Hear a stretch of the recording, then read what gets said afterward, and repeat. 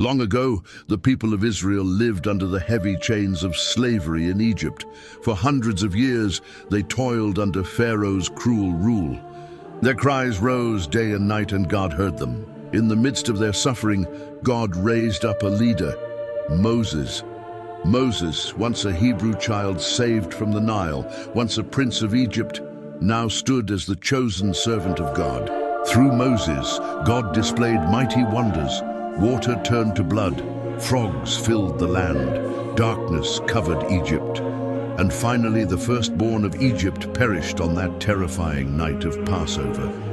That was the night Pharaoh's pride finally broke. With fear and trembling, Pharaoh commanded, "Go, leave Egypt, take your people and worship your God." So at last, after centuries of bondage, Israel walked free.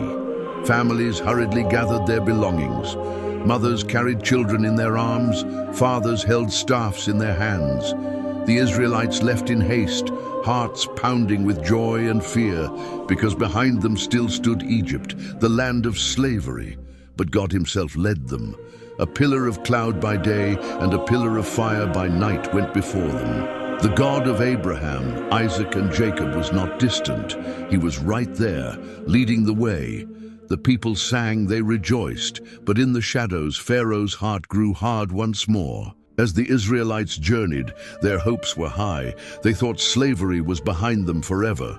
But in the palace of Egypt, Pharaoh's pride reignited like a flame. He looked around and saw his cities without laborers, his fields without slaves, his power slipping away. Rage filled his heart. What have I done? Why did I let them go? So Pharaoh ordered his chariots, his finest soldiers, his entire army. 600 of his best chariots thundered across the desert, and with them came countless horsemen and warriors. Dust rose in the sky as the ground trembled beneath Egypt's fury. Meanwhile, Israel camped by the Red Sea.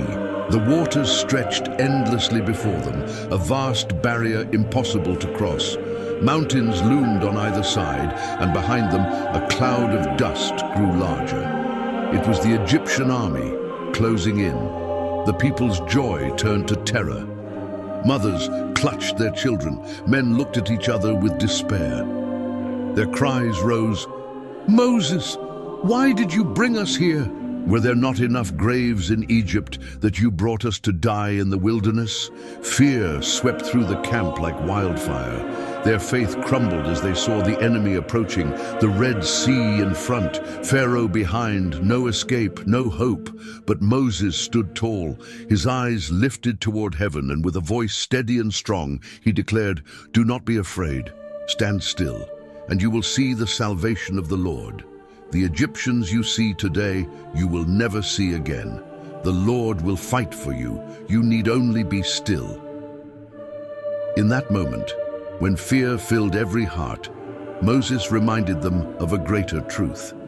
God makes a way where there is no way.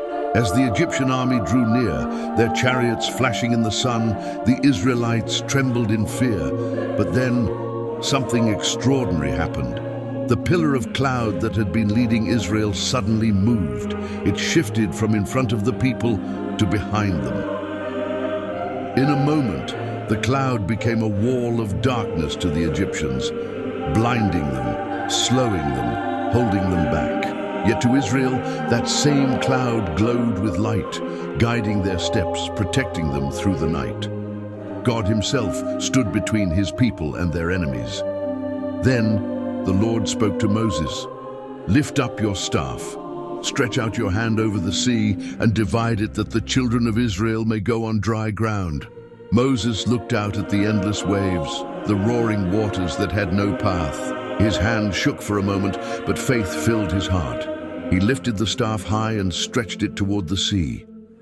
And then it began. A powerful wind, sent by the breath of God, swept across the waters.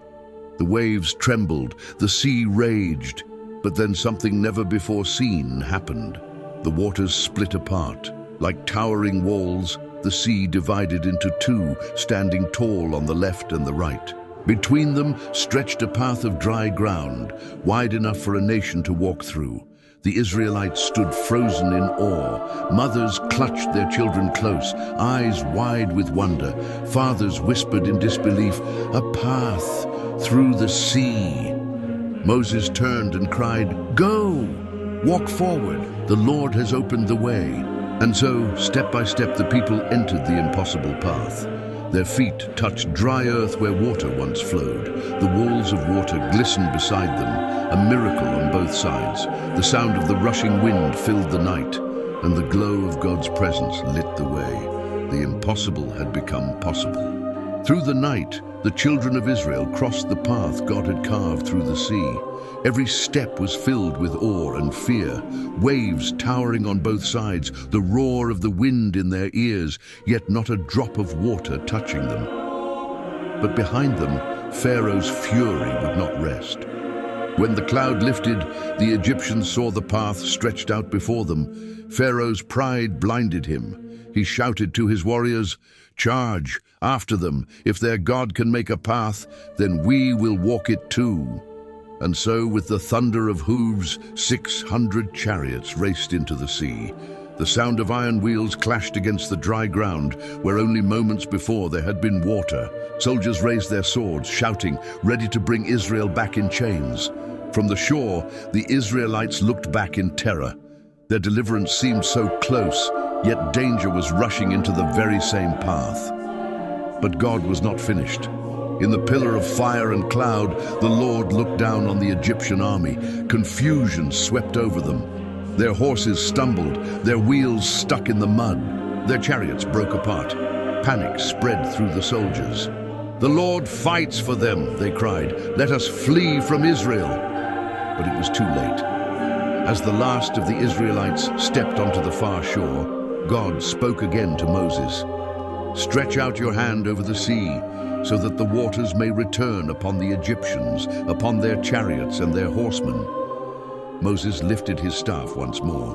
And at that moment, when Pharaoh's army was trapped between the walls of water, the wind ceased. The sea, held back by the power of God, roared back into place. The waters crashed down with unstoppable force. Chariots overturned. Horses were swept away. Soldiers cried out, but none could stand against the raging sea. Not one of Pharaoh's mighty warriors survived. Israel watched as the waters closed, and the enemies who had enslaved them for centuries were gone forever. On the far shore, they stood safe, delivered, free, victorious, not by their own strength, but by the hand of Almighty God. The sun rose over the horizon, and its golden light danced across the waves of the Red Sea. Where moments ago Egypt's strongest army had thundered, now only silence remained. The waters covered their enemies. The nightmare of slavery was finally broken. On the far shore, the children of Israel stood in awe. Fear was gone, replaced by overwhelming joy. Their God had done the impossible. And so, a song rose from the people, a song of deliverance. Moses led them, declaring, "I will sing to the Lord, for he has triumphed gloriously. The horse and its rider he has thrown into the sea. The Lord is my strength and my song. He has become my salvation." Their voices echoed across the desert. Women danced with tambourines, children clapped their hands. Old and young together lifted praise to the God who makes a way. From that day on, Israel knew they were not alone. When they faced enemies, God would fight for them. When they saw no way forward, God would open a path. When fear tried to control them, faith would remind them of his power.